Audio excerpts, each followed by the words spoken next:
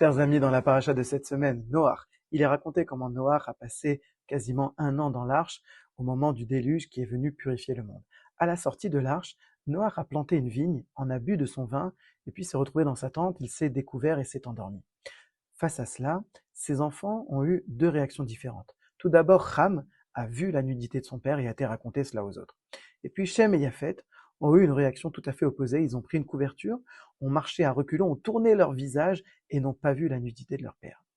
Cela nous apprend quelque chose de fondamental dans notre vie. Face à un comportement dérangeant de quelqu'un, lorsque nous voyons chez quelqu'un une erreur, une faute, il peut y avoir 2 types de réactions. Il y a celui qui va se concentrer uniquement sur le mal, l'aspect négatif, et va critiquer. Puis il y a celui qui va voir au contraire une erreur, un manquement, et il va essayer d'y apporter une solution, d'apporter de la lumière à cela.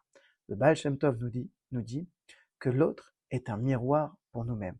Lorsque nous voyons du mal chez l'autre et que nous sommes incapables d'y apporter une solution, cela signifie qu'en réalité, l'élément négatif que j'ai vu chez l'autre est d'abord présent chez moi. Et que Dieu m'a envoyé cette situation pour que je répare le mal qui est déjà en moi.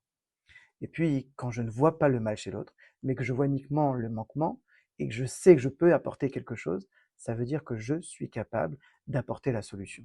Et que je devrais apporter la solution à cette personne sans voir pour autant le mal qu'il y a derrière l'action, uniquement la façon de réparer. Que nous soyons conscients de voir en l'autre le miroir de nous-mêmes et que cela nous aide à voir uniquement le bien chez l'autre. Shabbat Shalom.